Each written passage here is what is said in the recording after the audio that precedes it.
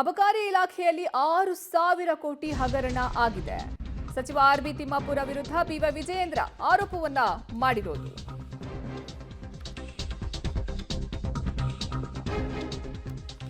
ಸಚಿವ ತಿಮ್ಮಾಪುರ ವಿರುದ್ಧ ಈ ಆರೋಪವನ್ನ ಮಾಡಿರೋದು. ಅಬಕಾರಿ ಸಚಿವರ ವಿರುದ್ಧವೇ ನೇರವಾಗಿ ಆರೋಪ ಕೇಳಿ ಬಂದಿದೆ. ಮುಖ್ಯಮಂತ್ರಿಗಳೇ ಅವರ ಬೆನ್ನಿಗೆ ನಿಂತಿದ್ದು ನೋಡಿದ್ರೆ ಅನುಮಾನ ಮೂಡ್ತಾ ಇದೆ. ಇಲ್ಲಿಗೂ ಪಾಲು ಹೋಗಿದೆ, ಇನ್ನ ದೆಹಲಿಗೂ ಅದರಲ್ಲಿ ಪಾಲು ಹೋಗಿದೆ ಅಂತ ವಿಜಯೇಂದ್ರ ಆರೋಪವನ್ನ ಮಾಡ್ತಾ ಇರೋದು. ಸಚಿವ ಆರ್.ಬಿ. ತಿಮ್ಮಾಪುರ ವಿರುದ್ಧ ಬಿಜೆಪಿ ರಾಜ್ಯಾಧ್ಯಕ್ಷ ಬಿ.ವೈ. ವಿಜಯೇಂದ್ರ ಗಂಭೀರ ಆರೋಪವನ್ನ ಮಾಡಿರೋದು. ಅಬಕಾರಿ ಇಲಾಖೆಯಲ್ಲಿ 6,000 ಕೋಟಿ ರೂಪಾಯಿ ಹಗರಣ ಆಗಿದೆ, ಇದರಲ್ಲಿ ಪಾಲು ಇಲ್ಲೂ ಹೋಗಿದೆ, ದೆಹಲಿಗೂ ಹೋಗಿದೆ ಅಂತ ಹೇಳಿದ್ದಾರೆ.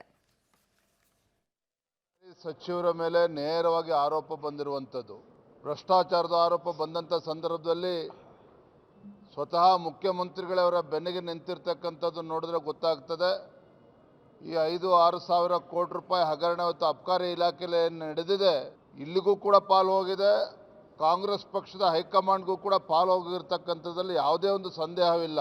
ಹಾಗಾಗಿ ಇಂಥ ಬಂಡತನ ಮಾಡ್ತಾ ಇರುವಂಥ ಈ ಸಿದ್ದರಾಮಯ್ಯ ಸರ್ಕಾರ ನಾವು ಆಗ್ರಹ ಪಡಿಸ್ತಾ ಇದ್ದೇವೆ. ಮತ್ತೊಮ್ಮೆ ಇಂಥ ಭ್ರಷ್ಟ ಅಬಕಾರಿ ಸಚಿವನ ರಾಜೀನಾಮೆಯನ್ನು ತೆಗೆದುಕೊಳ್ಬೇಕು ಅಂತ ಹೇಳಿ ಇವತ್ತು ಭಾರತೀಯ ಜನತಾ ಪಾರ್ಟಿ ಹಾಗೂ JDS ಎರಡೂ ಪಕ್ಷದ ಶಾಸಕರು ಇವತ್ತು ಅಹೋರಾತ್ರಿ ಧರಣಿಯನ್ನು ನಾವು ಮಾಡ್ತಾ ಇದ್ದೇವೆ. ಕರ್ನಾಟಕದ ಇತಿಹಾಸದಲ್ಲೇ ಭ್ರಷ್ಟ ಈ ಸಚಿವ ಅಂತಂದ್ರೆ ಆರ್.ಬಿ. ತಿಮ್ಮಾಪುರ. ಅಬಕಾರಿ ಸಚಿವರ ವಿರುದ್ಧ ವಿಪಕ್ಷ ನಾಯಕ ಆರ್. ಅಶೋಕ್ ಕಿಡಿಕಾರಿರೋದು. ಅಬಕಾರಿ ಸಚಿವರ ವಿರುದ್ಧ ಈ ರೀತಿ ಒಂದು ಕೆಂಡ ಕಾರಿರೋದು ಆರ್. ಅಶೋಕ್. 6,000 ಕೋಟಿ ಅಂತ ಅಬಕಾರಿ ಅಸೋಸಿಯೇಷನ್ ಹೇಳಿದೆ.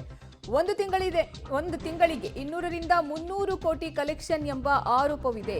ಡಿಸಿ ಹಾಗೂ ಜಾಯಿಂಟ್ ಕಮಿಷನರ್ ಸಚಿವರ ಹೆಸರನ್ನ ಹೇಳಿದ್ದಾರೆ. 1.5 ಕೋಟಿ ಡೀಲ್ ವೇಳೆ 25 ಲಕ್ಷ ಪಡೆಯುವಾಗಲೇ ಲಾಕ್ ಆಗಿದ್ದಾರೆ. ಇಲ್ಲಿನ ಹಣ ಎಲ್ಲವೂ ಕಾಂಗ್ರೆಸ್ ಹೆಡ್ ಕ್ವಾರ್ಟರ್ಸ್ಗೆ ಹೋಗ್ತಾ ಇದೆ. ಬೆಂಗಳೂರಿನಲ್ಲಿ ವಿಪಕ್ಷ ನಾಯಕ ಆರ್. ಅಶೋಕ್ ವಾಗ್ದಾಳಿಯನ್ನ ನಡೆಸಿರೋದು. ಕರ್ನಾಟಕದ ಇತಿಹಾಸದಲ್ಲಿ ಭ್ರಷ್ಟ ಸಚಿವ ಅಂದ್ರೆ ಅದು ಆರ್.ಬಿ. ತಿಮ್ಮಾಪುರ ಅಂತ ಹೇಳಿ ವಿಪಕ್ಷ ನಾಯಕ ಆರ್. ಅಶೋಕ್ ಕಿಡಿಕಾರಿದ್ದಾರೆ. 6,000 ಕೋಟಿ ಅಂತ ಅಬಕಾರಿ ಅಸೋಸಿಯೇಷನ್ನೇ ಹೇಳ್ತಾ ಇದೆ. ತಿಂಗಳಿಗೆ 200ರಿಂದ 300 ಕೋಟಿ ಕಲೆಕ್ಷನ್ ಎಂಬ ಆರೋಪ ಇದೆ ಅಂತ ವಾಗ್ದಾಳಿಯನ್ನ ನಡೆಸಿದ್ದಾರೆ. ಕರ್ನಾಟಕದ ಇತಿಹಾಸದಲ್ಲಿ ಭ್ರಷ್ಟ ಸಚಿವ 6,000 ಕೋಟಿ ಲೂಟಿ ಅಂತೇಳಿ ಸ್ವತಃ ಅಬಕಾರಿ ಅಸೋಸಿಯೇಷನ್ ಇದೆ ಕರ್ನಾಟಕದ, ಅವರು ಅಫಿಷಿಯಲ್ ಆಗಿ ಈ ಮಂತ್ರಿ ಲೂಟಿ ಹೊಡಿತಾ ಇದ್ದಾನೆ, ಮಂತ್ಲಿ ದುಡ್ಡು ಸುಮಾರು 200ರಿಂದ 300 ಕೋಟಿ ಕಲೆಕ್ಟ್ ಮಾಡ್ತಾರೆ, ಒಂದೊಂದು DC ಪೋಸ್ಟ್ಗೂ 2 ಕೋಟಿ ಕಲೆಕ್ಟ್ ಮಾಡ್ತಾರೆ, ಕಾನ್ಸ್ಟೇಬಲ್ಗೂ 10 ಲಕ್ಷ ಕಲೆಕ್ಟ್ ಮಾಡ್ತಾ ಇದ್ದಾರೆ ಅಂತೇಳಿ ನೇರವಾಗಿ ಆಪಾದನೆ ಮಾಡಿದ್ದಾರೆ. ಮತ್ತು ಆಡಿಯೋದಲ್ಲೂ ಕೂಡ ಅಬಕಾರಿ DC ಹೇಳಿದ್ದಾರೆ ಮಂತ್ರಿಗೆ ನಾವು ದುಡ್ಡು ಕೊಡಬೇಕು ಅನ್ನೋ ಮಾತನ್ನು DC ಹೇಳಿದ್ದಾರೆ, ಜಾಯಿಂಟ್ ಕಮಿಷನರ್ ಹೇಳಿದ್ದಾರೆ. ಕರ್ನಾಟಕ ರಾಜ್ಯದಲ್ಲಿ ಒಂದು ಇಲಾಖೆಯಲ್ಲಿ ಇಷ್ಟು ದೊಡ್ಡ ಪ್ರಮಾಣದ ಒಂದು ಬ್ರಹ್ಮಾಂಡವಾದಂಥ ಭ್ರಷ್ಟಾಚಾರ ಯಾವತ್ತೂ ಕೂಡ ಕರ್ನಾಟಕ ಕಂಡಿರಲಿಲ್ಲ.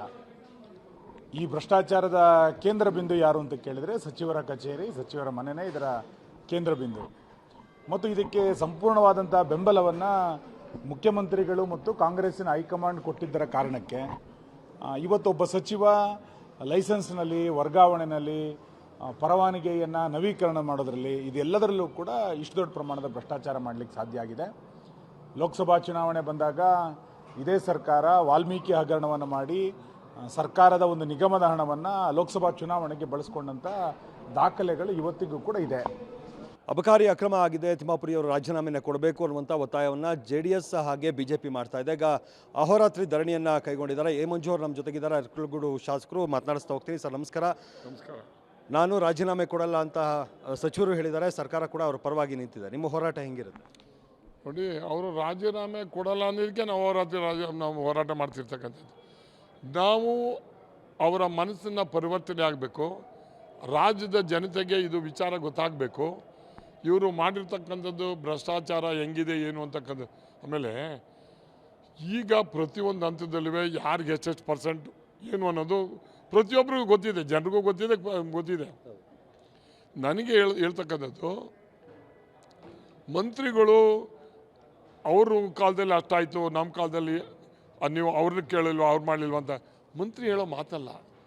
ಆ ಕಾಲದಲ್ಲಿ ಹಂಗಾಗಿರೋದಕ್ಕೆ ನಿಮ್ಮ ಸರ್ಕಾರ ಕೊಟ್ಟಿರೋದು. ನಿಮ್ಮ ಜವಾಬ್ದಾರಿ ಏನು? ಅವ್ರು ಮಾಡಿದ್ದೀನಿ, ಅವ್ರು 40% ಇದ್ದು ನಾವು 80% ಮಾಡ್ತೀವಿ ಅಂತ ನಿಮಗೆ ಓಟ್ ಹಾಕೋರ ಜನ. 140 ಜನ ಗೆದ್ದಿದ್ದೇನಕ್ಕೆ? ನೀವು ಒಳ್ಳೆ ಆಡಳಿತ ಕೊಡಬೇಕು, ನೀವೆಲ್ಲೂ ಭ್ರಷ್ಟರಾಗಬೇಡಿ, ಸರಿಯಾಗಿರಿ ಅಂಥೇಳಿ. ಅಲ್ಲಿ ಆಡಿಯೋ ಕೊಟ್ಟಿರೋದು ನಾವಲ್ಲ ಸ್ವಾಮಿ, ಅವ್ರ ಇಲಾಖೆ ಅಧಿಕಾರಿಗಳು. ಆಡಿಯೋನಲ್ಲಿ ಸರಿ ಇಲ್ಲ ಅನ್ನಂಗಿದ್ರೆ, ಇಷ್ಟು ಮಣ್ಣದಾನ ಇಲ್ದನಿದ್ರೆ ನಾವು FSL ಮಾಡಿ ತನಿಖೆ ಮಾಡಿಸ್ತೀವಿ, ನಾವು ನಿಮ್ಮ ಇದು ಯಾಕೆ ಧರಣಿ ಮಾಡ್ತೀರಾ, ಹಿಂಗೆ ಬಿಡಿ, ನಾವು ಟೈಮ್ ಕೊಡಿ ಅಂತೇಳಿ ಒಂದು ಸಮಿತಿ ಮಾಡ್ಬೋದಾಗಿತ್ತಲ್ಲ. ಸಮಿತಿ ಮಾಡದೇ ಇರೋದೇ ಕಾರಣ ದೇ ಆರ್